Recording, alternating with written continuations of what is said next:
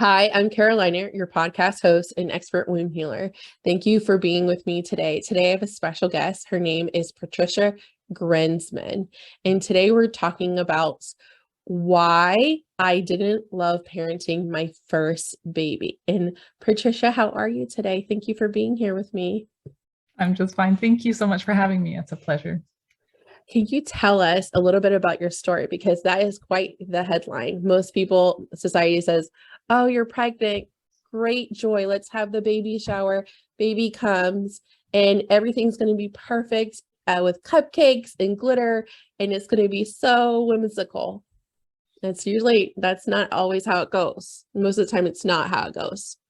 Yeah, and I have not really felt brave enough to say that out loud until this year, that I didn't love parenting my first baby. So yeah, I it's been a bit of applaud a journey you to get here. for being honest and like sharing that, because I know from friends and also in clients that this is a very common actual occurrence, but it's taboo to talk about because how dare you Mhm. not love parenting?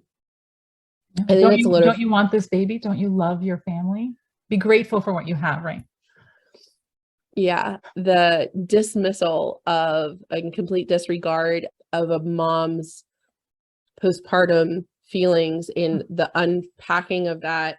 And also like then, they think it's, oh, it'll just pass, or just hold your baby more and you'll be fine. But the actual like thought of like, there's may not be an instant connection. There may not be an instant like want to hold them. Or I had a client she wanted to get back to work as quick as possible. And then people were like, what's wrong with you? So there's just a lot of judgment Mm. as to when, like, why aren't you just instantly falling in love? And why aren't you just full of joy? Why are you having any trouble? Like the society's, oh, okay, have baby. And then also jump back into being a size 2. So much pressure. Yeah, there's a lot. It's a lot. And if it's not going well, then you think it must be your fault. You know, that's so common. So common. So tell me about your story. So you had your firstborn. What year was this? So this was way back in 2015. We discovered, my husband and I, he had received news of a great big promotion that was going to allow us as a family to move abroad to Japan in the summer.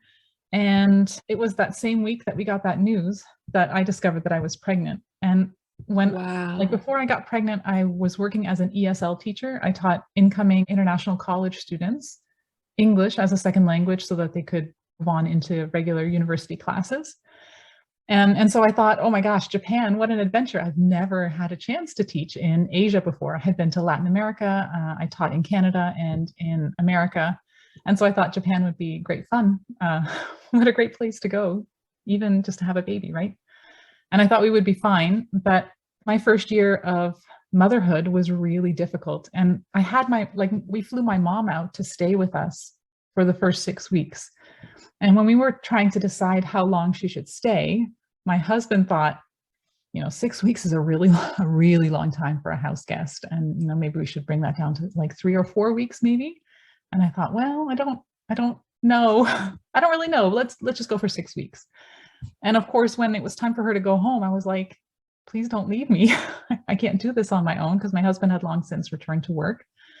And then, it was just me and the baby in the months after that because my husband was working full time. And we had an American like expat community all around us because we went over there with the Navy. And so there were other Americans and lots of other young families that I could connect with too, but it still felt like parenting my child. He was a very tense and alert and awake baby.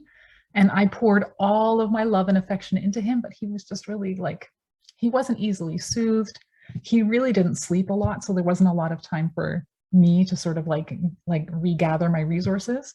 And I burned through all of my backups of energy in those first 3 or 4 months. And I was completely overwhelmed by how relentlessly needy he was. And the whole time I was pounding on myself because I should have known. Of course, babies are needy. Am I stupid? And so it was this feeling that I didn't really know what I was doing, because if I knew what I was doing, he would relax. he would sleep better. I could figure out this sleep mystery, right? I would figure out how to enjoy his company because he was healthy. I was healthy. I should be happy. And plus this guilt, like, what's wrong with me? Why can't I figure this out? You're getting hit from all sides. Question that comes up for me that's often asked, is he a good baby? And I would respond super like postpartum warrior that I was. It's like, all babies are good babies. All babies are good babies, of course. Like, is he as if there was something broken or something about them, like if they're not good. I can relate as to our son, Ollie. He was a very high touch baby. He would be soothed, but he would only sleep on my chest. And it was very hard for me to let other people hold him. So I was my own worst enemy. Like I just, because of, we had a NICU stay and long hospital stay because of prolonged labor and infection in both of us. I just had this need to like hold him all the time, but it was to my detriment where I wasn't sleeping. It was not healthy. So it was very difficult to navigate your needs in postpartum. It's very difficult as a first-time mother to navigate all of those things. Like it wasn't where at the time my behavior was unhealthy, that it was like I was actually causing more harm to my body, to myself, to my mind, and making the situation worse than actually like, than if I had just let my husband probably put him to sleep a few times. That way I could rest. But how did you cope with all of that? So if you're the primary caregiver and you're in a foreign country, your mom has gone back. So now you're like 3 to 4 months and you're all your resources. So what did you do then? So at 4 months old, you're frazzled and you're thinking that it's your fault, but like, what did you do next? Like, how did the next year go? Well, I read a lot. I asked for help online. Surely somebody had a secret, like there was some nugget of wisdom that I could find and apply to my situation that would help. So I did that for a long time. We hired a sleep consultant to help teach me how to help my baby sleep better. And that made naps a little bit better, but not necessarily overnights, not for a long time. But, it didn't help. I did all the reading. I did all the research. I tried to find answers because I didn't trust myself. I didn't realize that my baby was within a range of normal. I didn't accept that at the time. I thought if I had the answer, if I had the magic, the secret, some trick, then he would turn into a better baby and that would validate my skills as a mom. And so I went down that path for quite a while. And it wasn't until he was it before his first birthday? I think so. We made some changes. He started going to like a drop-in daycare a few days a week. Yeah, no, it was after a year. I persisted for quite a while before I started to sort of say, look, I am not okay. And I really don't like this life that we have. I kind of hate it every time, like in the night, especially overnight when he would wake up again and again. I was like, I hate this part of my life right now. And I used to dread nights too. Yeah, the days were fast and the nights were slow. Yeah. And so I was like, something's got to change because I don't want to live like this. And so we made some changes. And was your husband supportive? He was, yeah, because he could see, how much I was struggling emotionally. And, all the time I was working hard to be a good mom. I would sit with my very chatty and happy and lively, boisterous and energetic boy, even though I was exhausted and weary and I felt oppressed. Like, I basically felt like Eeyore, like a cloud with constant rain was just following me around. But I didn't want that to affect his, like, this is a crucial time of development for babies and you must, speak your, whatever it is. You have to say so many words in your child's presence to, boost their verbal, their language acquisition. You have to get them outside and among people. He has to be allowed to explore in the dirt. So like we would go to the park, we would spend hours at the playground. Oh my gosh, you knew so much. I didn't know any of those things. I had to, because otherwise I would damage my child, right? It was a lot of pressure, and there was no. I missed a lot then. I missed a lot of the dirt. I baby wore him a lot. And at one point I got really bored, and I had to figure out how to assemble things. So I baby wore him and I read him instruction manuals. Yeah, we do what we can, right? We do what we can. We do our very best. Yeah, I just assume I think is a good rule in postpartum is that your best will look different than it did before you had children, before you were pregnant. And certainly in a big time, I learned that from my therapist, actually, when I was going through postpartum. She said this to my husband: you can't expect Carolina to perform and function the same way she was before she had your son. She's learning to breastfeed. She's recovering from a C-section. She's recovering from birth trauma. Like, a lot of wounds also came out during my birth, unhealed wounds. And because we got a warning from the rental office of our apartment that Ryan's like, have you paid the rent? I said, no, I haven't opened the mail. Where's the mail? And, and that's when he goes, I think we need to go to therapy. We need to like book a session with your therapist. And I was like, you need to take care of all of that. I am not doing that. I'm barely like producing enough milk, and I'm like, you basically bedridden here. So I think I tell that story in hopes that understand that it's okay to explore who you are now in postpartum and make changes in your relationship, in your lifestyle, to suit what your needs are. You very well might become a nervous person, and you may not have been a nervous person before. I learned to I was still an anxious person, but I actually somehow in postpartum became very patient that I wasn't before. And I think that's because I scaled back on what I allowed myself to do. I just saw everything else that I was doing because I did everything. I also didn't realize I was mothering my husband, because I thought as a wife I had to take care of everything for him and be like 1950s Betty Crocker. And that's not how it is now. So in our postpartum, we switched to equals. And the key point is like, understand that your best is going to look different now when you're parenting a baby than your best before. Your best is going to go up and down, and that's okay, because you're going through a transitional period. That's the point I wanted to say. Yeah, it just takes a long time to settle into like a new version of you. It requires so much flexibility. And just because you don't like certain parts of parenting, or even dread them, or even hate them, does not mean, and I want to hear this for the people in the back, does not mean that you don't treasure, cherish, or love your child any less than if you didn't. There are certain things about our makeup and our experiences that we love, and then certain things that we don't. And as people, we have to be safe enough to say that that's okay. Yeah. Yeah. Obviously, I loved my baby, because obviously the things that I was doing for him were my way of loving him, like wearing him all the time, going for long walks, reading like the Nose book or the Flip book, or like all those little Dr. Seuss, Good Night Moon. I read to him constantly. Those things, like, even though in my head I was like, I friggin' suck at being a mom, still I loved him like with everything that I had. But I was not able to see that when I was in the thick of it.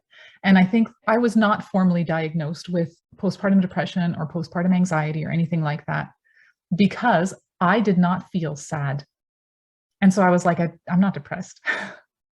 I'm fine. It's just a hard stage.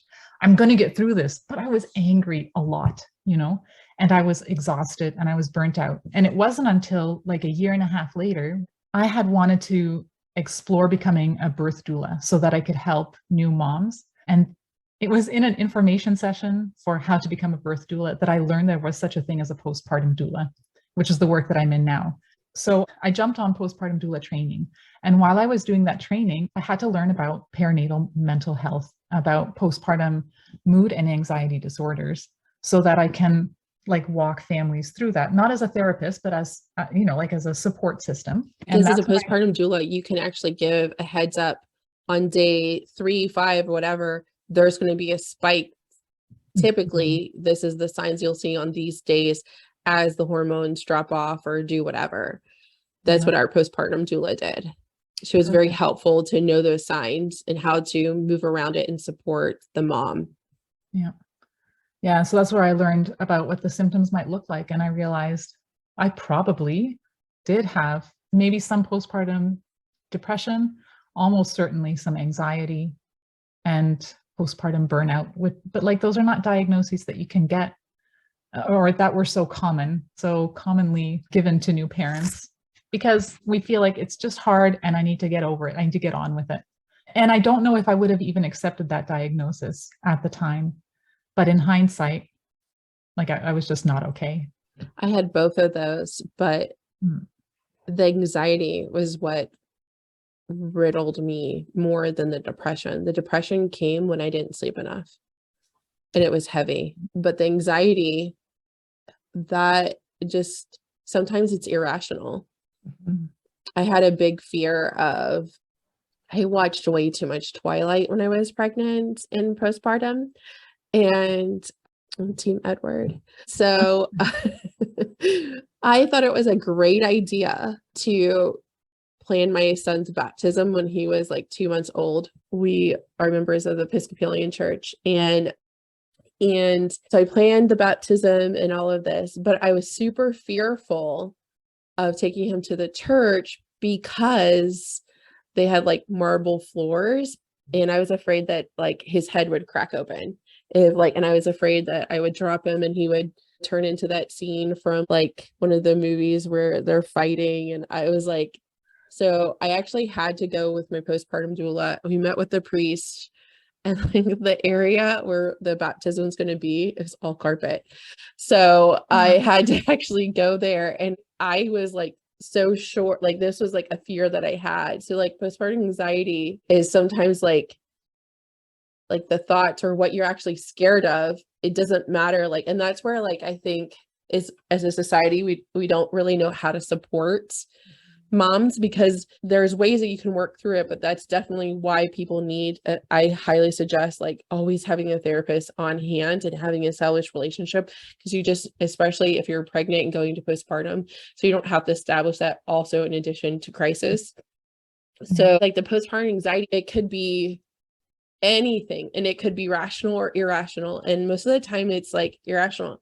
I had a client, she was afraid that the airplane was going to come crash out of the sky and land directly on her car. It doesn't matter if it's real or not, that's her fear. Yes, postpartum anxiety, it's heavy, and I'm so glad you're bringing this to light. I have a story. It wasn't necessarily the newborn phase.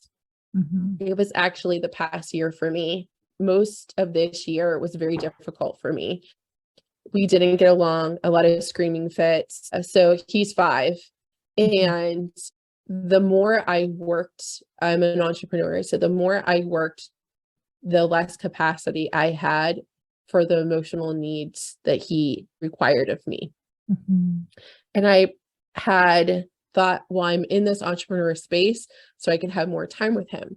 But I was working more than I ever had in any corporate job. And then what he was getting of me was the tiniest broken down pieces of the days. And then I was so exhausted. So I ended up actually telling my husband, I was like, I miss being single, like us were like newly married. I miss the days that I could just get up and do whatever I want. I miss, if it's not in a calendar, if it's not, I don't like regiments so much. I don't like so much structure. I'm a very fluid person. So I like to like free spirit. That's not how our lives are. And I say, I just feel like I feel choked. I feel like I can't do anything for myself. That's if in a free time it was going to the business. There was no honoring of emotional capacity even for myself. And I literally just hit a point where I couldn't do it anymore. Like I literally got super sick. I had COVID multiple times, and I just said no more. And I hired a parenting coach. Mm. And I said to the parenting coach, I don't like my kid. I think I don't like myself. And I don't like my life, but I know that I can't see where I'm failing. But Mhm. I got really honest. I said, like, and we had to change some priorities. I changed priorities for myself, the hours I work, how much I work, the offers I had in my businesses. And I literally took off. It was a little bit more than 2 weeks before Ollie went to kindergarten. And it started before then. We started at the beginning of the summer with the parenting coach, and we literally have pieces of paper with like phrases that I'm supposed to say. I was like, I don't know what I'm supposed to say. I come from a welfare kid that grew up in a trailer with my mom was broken and she was severely abused. So I need to change these generational patterns. So what do I say? Literally, she came up with phrases and they're still taped to the walls. And I was like, I don't care. I need them in every room. So no matter where I look, I can have a spot. So I know like how I'm supposed to say, if I want to make this change, I need to have it readily available. I started, and this is going to sound super weird, I started to date my son. I started to take him on dates. I started to date myself. I started to do like, I had to create space. And eventually I had a really honest conversation of, I was like, hey, I really don't like how we're getting along. I love you and I want to be closer to you. And he's like, yeah, but we fight all the time.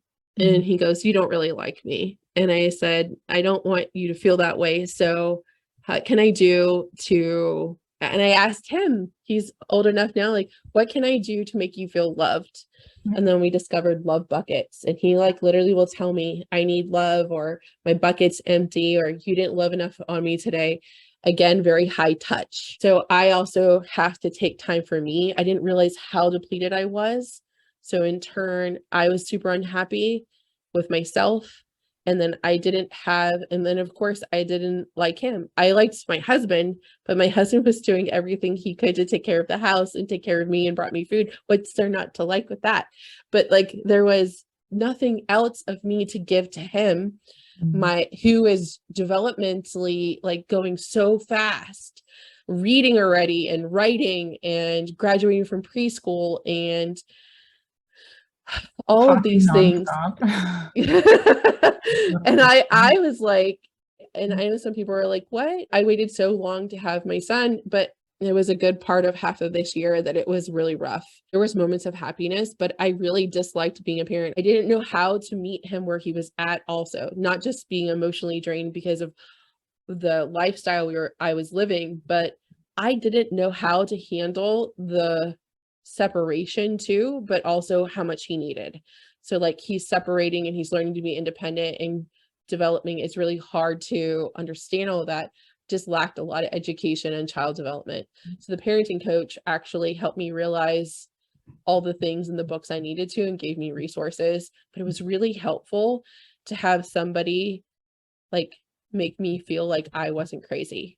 Like, because I'm not, well, technically what your postpartum 2 years after, but like I also had anxiety leading up for him going to kindergarten. Not that he was growing up too fast, but it was like, okay, these are a new set of people that are going to be around him all the time. How do I know they're not predators? How do I immediately, I'm like, how do I know that they're safe? How do I know all of these people? What about the kids? What about bullying? This is vastly different. He went from a daycare of 8 kids in his room and one dedicated teacher, like just a phenomenal program that is connected to my husband's job and run by their foundation.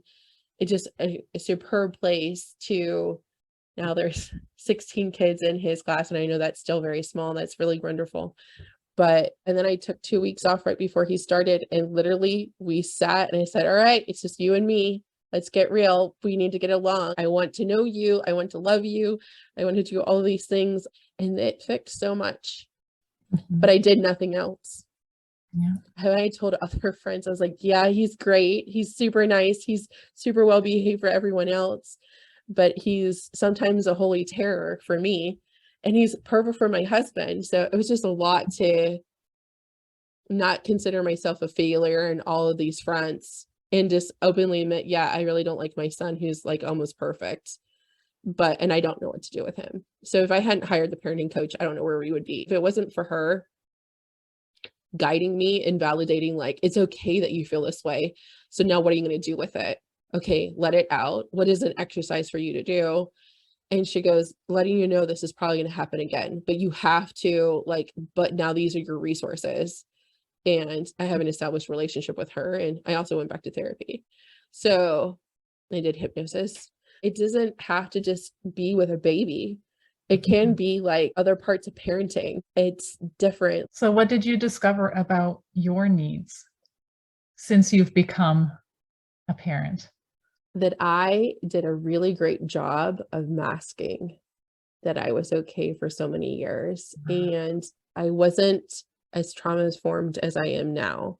And that I had not healed. I've spent a great deal of amount of time since Ollie was born healing past traumas, physical assaults, childhood abuse, generational trauma, a great deal, because I have chosen to say that an incentive in doing all of that hard work in a short amount of time is that the sooner that I can get rid of that heaviness, the more space I have for joy to experience with my family, and the less risk it is to have him inherit those traits or characteristics that I do not like, or that are influenced, that drive that come from those traumas.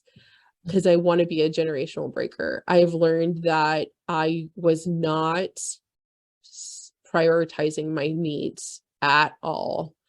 And my husband will say, he'll say, okay, be honest with me. Don't take one for the team anymore. Just because I'm strong doesn't mean I have to be strong anymore. So just because I've endured so much in my life does not mean that I have to endure anymore. Just because I have a high capacity of taking on a lot doesn't mean that I should, and I don't have to. I learned in my marriage that I can say no. So I'm actively saying no to a lot and sleeping more. I used to like not sleep enough. So I work less. I stop working usually most days at 3. I go pick him up at 3:06. We live really close to the school. So odd. Schools are so funny. And I take care of him in the afternoons. He's not in an after school program. They were all full by the time I figured that part out. They said they were full. So I was like, oh, I believe them. My friends did. So I didn't try. I was like, well, I'll be the after school care mom and I'll adjust my working hours. So I'm enjoying that time with Ollie. It's our special time, and I'm cooking more and being more, I'm slowing down so that, and it's brought in a lot more joy. This is all new since August. So afternoons and evenings, we're all in bed by 8. Doesn't mean we're asleep by 8, but we're all in bed by 8. And we eat 2 dinners. We eat as soon as Ollie comes home. My husband works from home, so we eat right when he comes home, and then we'll eat again a little bit later right before bed. But I noticed that I have laughed more in the past 2 months. It's been kind of hard juggling all the work projects and finishing up things and just learning how that's all going to shake out. And everything has to go into a calendar, or has to be, I use ClickUp to organize, which some people use Trello or whatever your project management system is, or however you organize out. But I write everything down so that it doesn't get lost, so that I feel my mind is freer. So I wasn't taking care of myself as well as I needed to. And in turn, everyone's as much happier because I have created space for me to actually rest and do nothing. I needed spaces to do nothing, not be on my phone, not researching, not learning a new skill. I'm an avid learner, but like, and just like not watching TV, just like literally laying in the grass, looking at the clouds. And we do that a lot until it gets too cold, and then we'll do something else. But that's some of the activities we do in the afternoon. Like, I want to remember those things I did as a kid, that I want to do those things with him. And I necessarily didn't have the financial ability to have this free afternoons that I do now. That's created a lot more joy. So, I mean, you can go from, and it's still okay. There's certain things that I don't like to do. I don't really love bath time, and I don't really like bedtime, like getting him to sleep, I've always hated. It's like, he does not like sleep. Once he's asleep, he's okay. We've had a family bed. We have a family bedroom. He has his own bed. He always seems to come back to our bed. Even if I do rest, he is like a stage 5 clinger. And I yeah, we're still working with the parenting coach on the sleeping thing. So I get it one battle at a time. Yeah. So yeah, I don't love sleep. So frustration's still there, but no more rage. Yeah. So. Amazing how much our kids can teach us about boundaries. Oh my gosh, yes. I didn't have any boundaries growing up. Like, that's still something I'm actively learning. Like, yeah. So do you struggle with boundaries, or are you really good with them? I feel I have quite some proficiency with boundaries now after my second baby. So it took me a long time to agree that it was acceptable for us to have a second child. Just like you, it took a long time to recover from that first year of motherhood.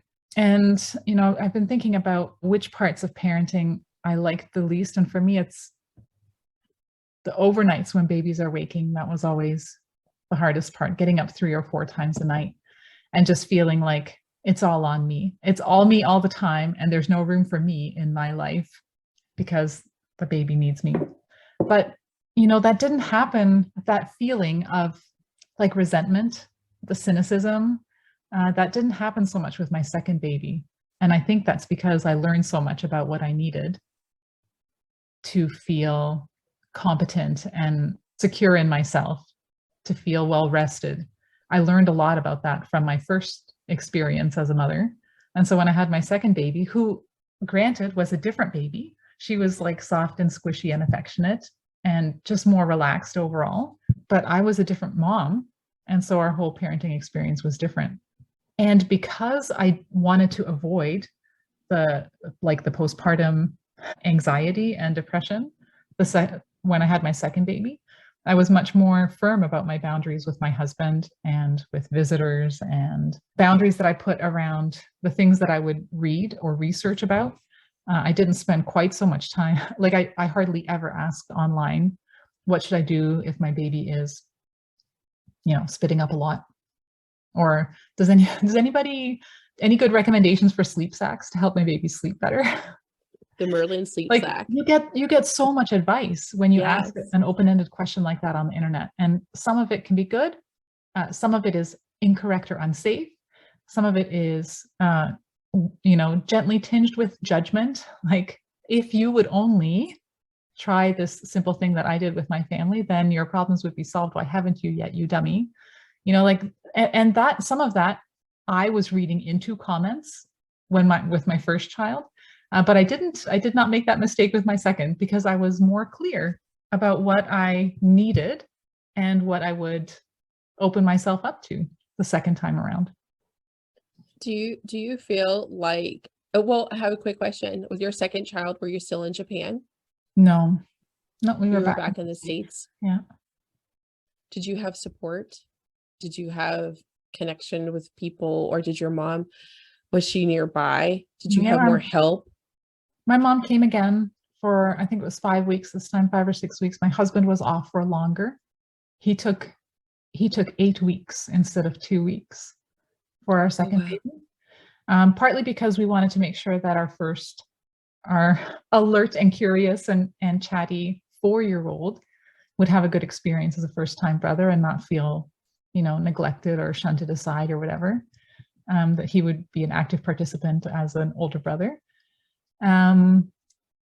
We have a set of neighbors. That's like our third set of grandparents, who are very, very helpful. Right? Oh my gosh, I would love to adopt a set of grandparents. Yeah, that would be lovely. Nobody else, like none of our family is local. None of ours are either. Ryan's parents moved away. My mom lives in Pennsylvania. Yeah. So, and my dad's passed. So, yeah. No one wants support. I should put that on a Facebook group. I should do that. Looking to adopt some grandparents. We need some local grandparents, please. Yeah, and like this neighbor just walked to school with us this morning because she said she has missed the outdoor time that we had in the summer. We have an alleyway at the back. She missed the alley time, hanging out with my kids and listening to them chat. And she says she's sad that she doesn't understand some of the things that my 3-year-old says because she's 3 and she just doesn't get enough time with her. And I was like, well, you definitely need to get together more. But just knowing that they're there and ready to call.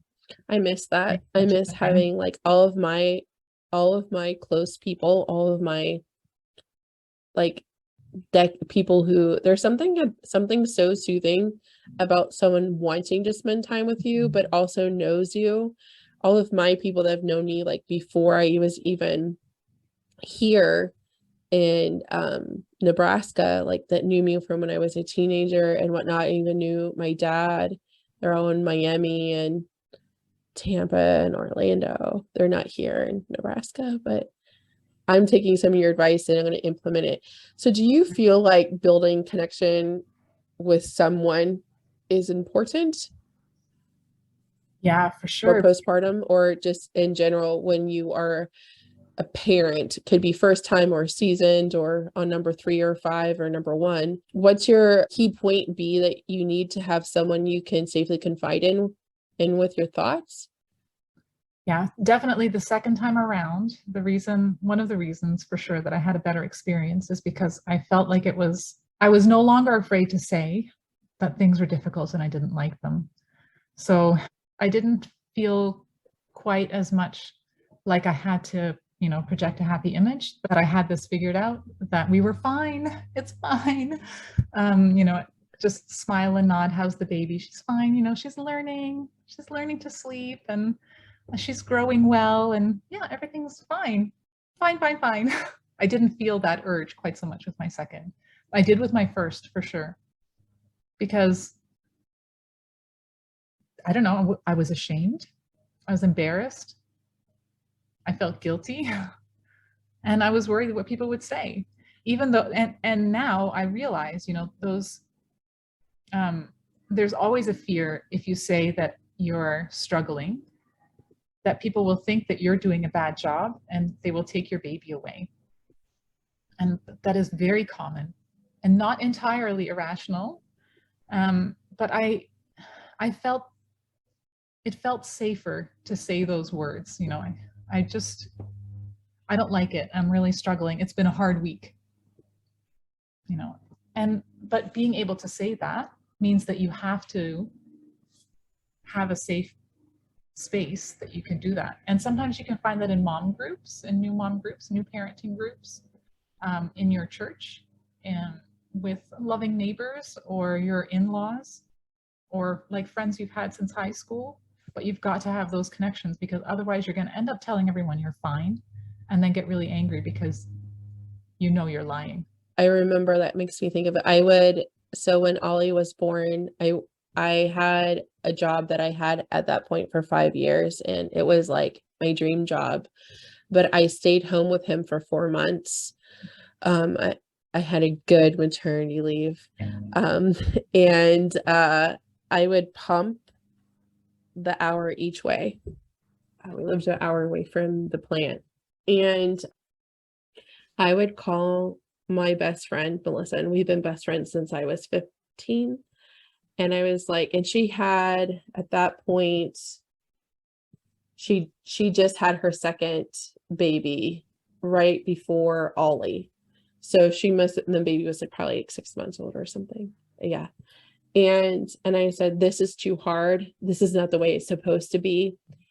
My heart is broken because I dropped off Ollie and he screamed. I was convinced he was happier when he was with me and he was unhappy at daycare. So she would just listen to me sob and I would be pumping and dropping. And I was like, this is so hard. I lasted at that job. I think I was there 6 weeks after I returned and I got another job closer to my house. The physical distance I hated so much.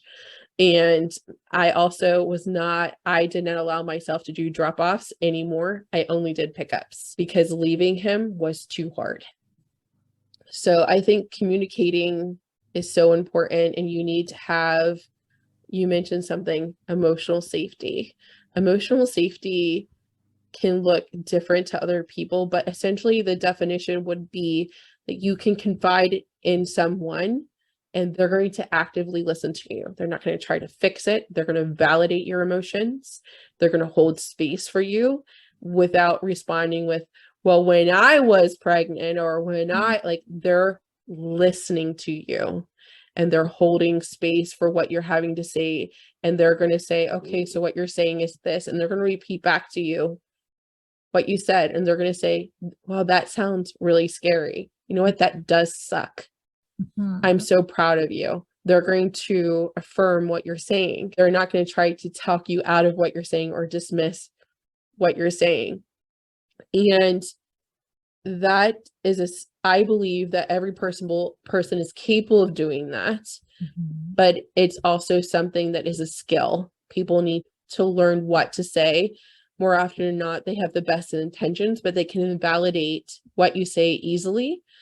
So emotional safety doesn't always have to be with a therapist, and even therapists can invalidate you, but emotional safety should make sure that you're feeling seen and heard, but also you're not leaving the conversation worse than when you entered it.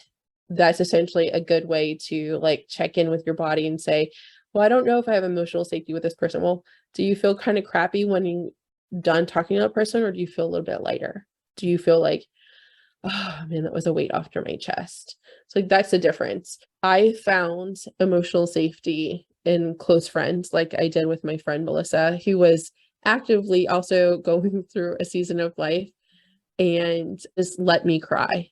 Literally, she was in a different state and that's all she could do, but it was everything I needed. And she's like, I promise you it will get better. I promise you that I hear you.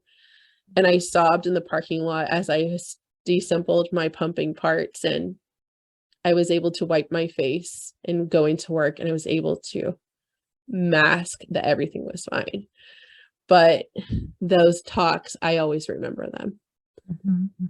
They stay with you. What do you feel like emotional safety is? So we talked about where you can have support and things like that. You mentioned you're a postpartum doula. I always advocate, if you can afford it, or also check in your communities. There actually is grants and things like that. We have here in Omaha called the Better Birth Project, where they actually have grants. It's a nonprofit that supplies women with actually birth doulas. I don't think they have reached postpartum doulas, but I know that they try to provide doula services with people who may not be able to afford them. So there might be organizations in your area. Another great organization that I really love that was super helpful for me was La Leche League. Yes, of course. And they have meetups, and I had my son in 2016, so that was pre-COVID, but I don't breastfeed anymore, so I don't know what their meetups are like, but they're a nationwide organization, maybe even global, I'm not sure, but checking your organization. Another organization that I had seen other moms have great success with is MOPS. And it's church-based. I don't know much about it. I just know a lot of my friends had made great friends there and found really great community, and they felt less lonely. Yeah. So MOPS groups meet weekly, right? I think they do meet weekly. And they have semi-structured gatherings for mothers of preschoolers to chat about their experience. Yep. So one key point that you had mentioned with me was families with default parents need to know themselves well enough to feel safe enough to know what their needs are and express what those needs are. How can they do that? So you need to have someone that you can unload your feelings to, right? Firstly, so having that emotional safety and knowing that your feelings are accepted as they are without having to hear an explanation for your feelings and what those feelings might mean. So that's really important. And then from those feelings, from understanding your feelings and being able to articulate your feelings, you'll hopefully get a better sense of what you need. But being able to express those needs to someone who can satisfy them. Like if you have a partner who you feel is not pulling their weight, you need to be able to express a need for help. Like, please don't make me responsible for paying the rent. Like you said with your husband, please don't make me responsible for chasing down the landlord so that we can pay our late rent when I have all this other stuff going on, without hearing that, you know, I'm working full time and you're home all day. Maybe you could look after that. And that would make you feel guilty for being needy, right? So it's important to have a soft cushion of a relationship that you can express those needs in without being made to feel that your requests, that the things that you need to have a full cup, a full bucket, are too much. And for a person, if they don't have a safe person, are there some activities that they can do, or some things that they might be able to do for a few minutes a day or as needed to help them move into transition from trigger to calm? Mm-hmm. Yeah, for sure. If you can't talk through what your needs might be with your partner, or even like with a friend or a therapist, but if you know what those needs are, make sure that you're taking time to fill your own cup first. So for me, often that means journaling when I'm feeling very, very, when my head is full and there's no one to talk to because I don't yet feel safe. Maybe I'm an internal processor. Oh, my husband is too. I feel like a lot of podcast hosts are verbal processors. That is, I am. I feel I have to think through things a lot before I can bring them to the table. And so That's journaling helps me a lot. Being able to go for a long walk to think through my thoughts before I share the vulnerability of my needs helps a lot. Maybe for you, that might be walking your dog, being able to go grocery shopping, having a clean house so that you can have like an environment around you to think and organize your thoughts and your needs. It's true. A clean house can actually help so much. Mm-hmm, mm-hmm. I learned in my parenting coach that a clean house actually helps a child feel safe. Isn't that something? Yeah. She said it's because usually, she said a clean, organized house, so that if everything has its own place, it helps the child know predictability. Mm-hmm. Predictability also sets boundaries, and the consistency of that cleanliness, it helps them feel safe because they know what to expect. Mm-hmm, mm-hmm. But also is that they have, like, it's not overstimulating.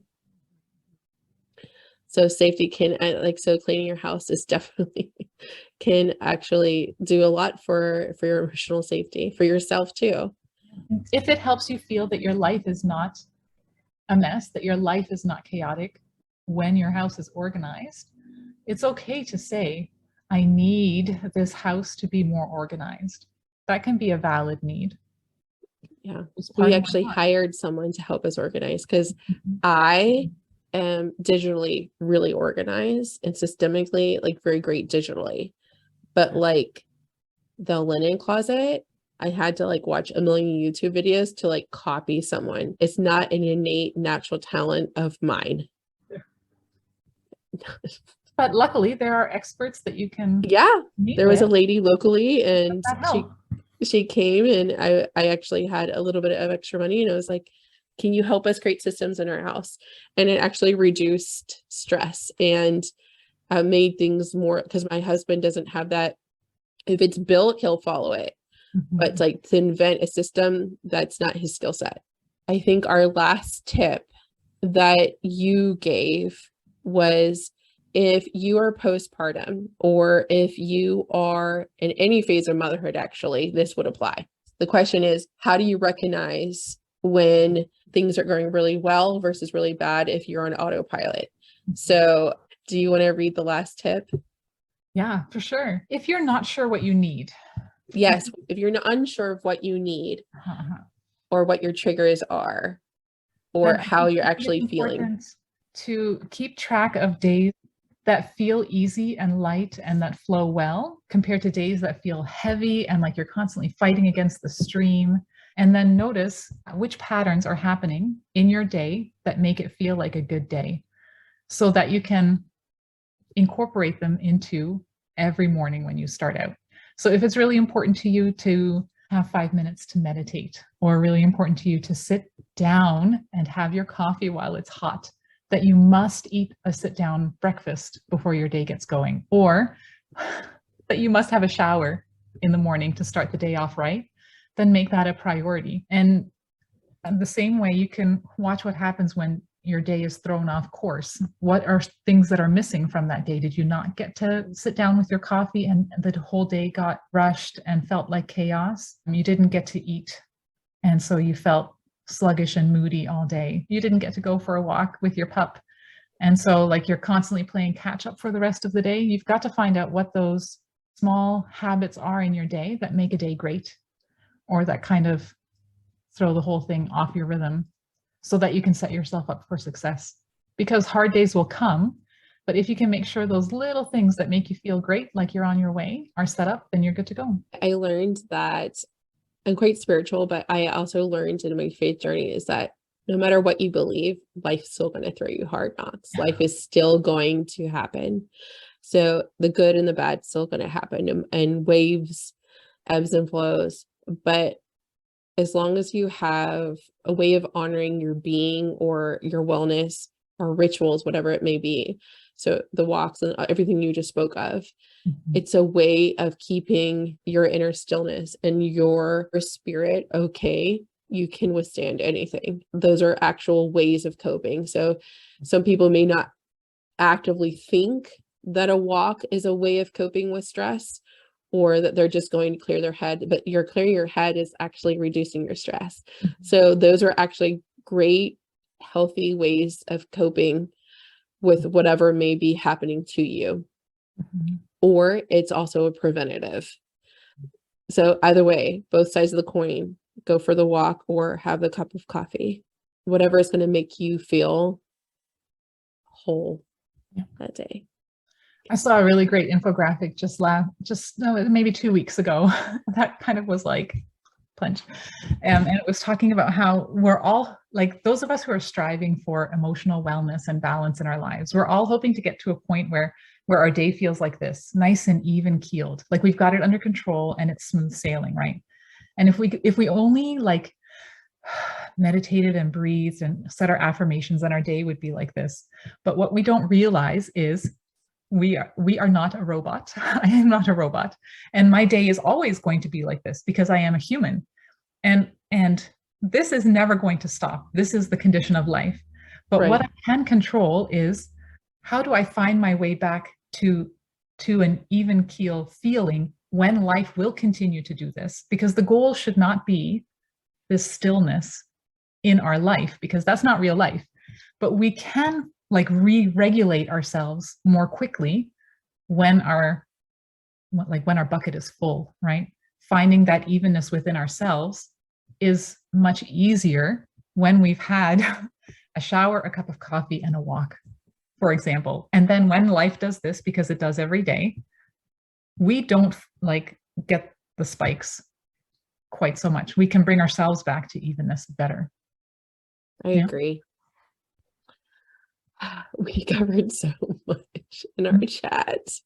We did. Has it been an hour? My goodness. Yes.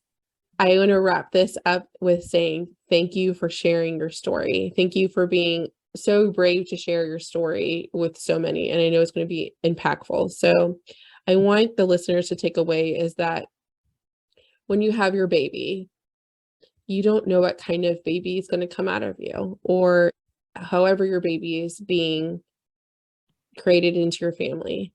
You don't know the personality or the needs of this child, but go with however they're going to go and need from you, and then adjust and adapt in a way with taking time for yourself that you need to.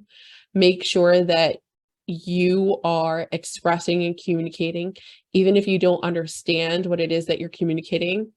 Make sure that you have a safe person to communicate that with. It's important that you're not going through your journey alone. And if you have any questions, feel free to slide into our DMs. Patricia, where can people reach you on the World Wide Web? I'm on Instagram stories almost every day. I'm at PP, that's for Postpartum Doula Patricia, PP Doula Patricia. And my website's just my name, patriciagrensemen.com. And there you can find out about like postpartum doula care, talk a lot about prenatal prep for the postpartum period. So if you are pregnant and you're starting to think about like, what will life with my baby be like? Or maybe I talked to someone this summer who said, for a long time during her pregnancy, she was really worried about the birth and like focused on preparing for a good and safe birth experience. But she got to a point where she suddenly realized, I don't know anything about what life will be like with my baby on the other side. That's when you talk to me, the postpartum doula. I'll help you get ready. Do you offer virtual services in addition to in-person? Yeah, I'm 100% virtual right now. Got you. Only 100% virtual. That means you can serve anyone. Anywhere, yeah. I love it. Thank you so much for sharing your day and your time with me and impacting so many. I am so grateful for you. Thanks for having me and letting me talk through my story again. I appreciate you so much. I hope you have a wonderful day. It was an honor to connect and serve you this week. If you're a spiritually curious person wanting to conceive and heal blockages in your fertility, click the link in the episode description to learn more about the Fertility Foundation Collective. This October and November, all new members will be learning how to heal themselves with Reiki to boost their fertility. Make sure to grab your seat. Until next time, my friend, know you're loved.